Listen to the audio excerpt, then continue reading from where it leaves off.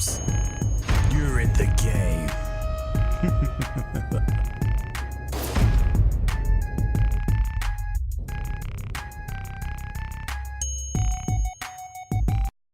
What's up, y'all? It's I'm All Thumbs, and today we're heading to Polar Peak, just between Arcade and the roller coaster. We're going to buy the HVR there off the wall.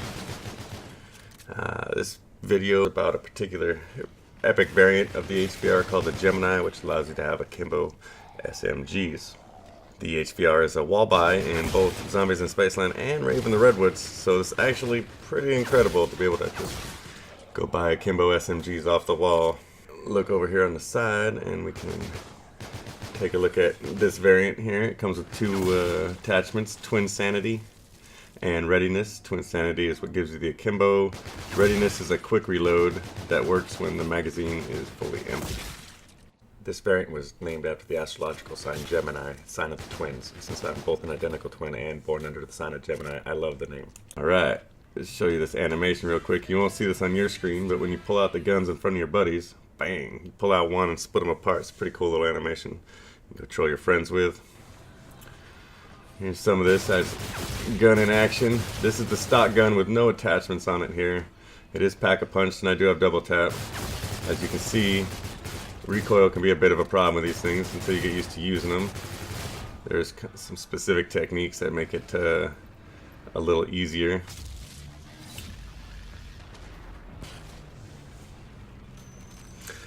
I recommend starting out with one, pulling the trigger, just say your right trigger, and then adding in the left trigger afterwards.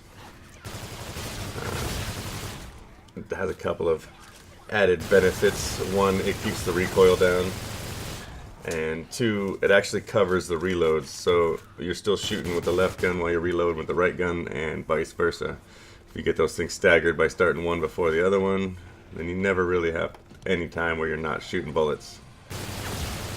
Also, this will cause all of your magazines to run all the way to empty, taking full advantage of the faster reload that comes with an empty magazine on this variant. This clip here I put in demonstrate a couple of points. Number one, you can see the staggered reload there, how it keeps me covered, and you can see that whole bridge is filled up with zombies there. Pretty much stood my ground to some extent. I'm going to go right back out the way I came in on round 27.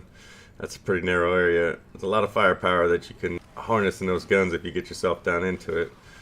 Also, this clip kind of demonstrates another point, which is it's probably not all that wise to be hanging out in the middle of the fountain on round 27. But I got stuck here on this one and it did make for some interesting footage. So once you drop this thing in a pack-a-punch, it comes out. It's called the Pray and Spray, which for the Akimbo version is a particularly accurate name. And as you can see here, it comes with 450 rounds, 50 in each magazine, plus another 350 in the hole. Now, a weird thing about this, because it's Akimbo, there's certain attachments that aren't really available, starting with the optic. As you can see here, there's only 5 actual attachments that are available. One of those is the suppressor, which I don't recommend using, so that's how I got it set up, 4 attachments. Makes sense if you think about it.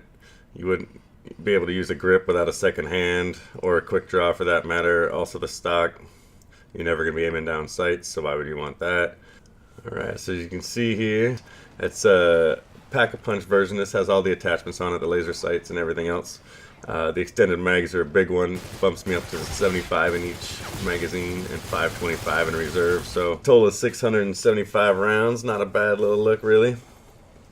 Some things I like about the gun: it's available for free, it doesn't cost any salvage or keys, it's a wall buy on both maps, and it makes more than enough points to pay for its ammo. It's got a ton of stopping power at close to mid-range once you learn how to use it, and it's just fun to use, man. Plus, with 75 bullets in each magazine, you got 150 bullets ready to go downrange without reloading, and the full mobility of a single submachine gun. I mean, you can really cook around the map. Now the negatives. It takes a lot of multiplayer to unlock this gun, I mean a lot. And the gun takes some getting used to, keep that recoil managed. Also, at longer range, it seems to lose a bit of its effectiveness as far as stopping power goes. And the ammo is in a rather inconvenient places. There's no great training areas up there near Polar Peak. There is, however, a pretty good campus spot there. Get my little scorched skin challenge there in the background. And I pretty much just left this in because I love this clip. Pow! Sit down!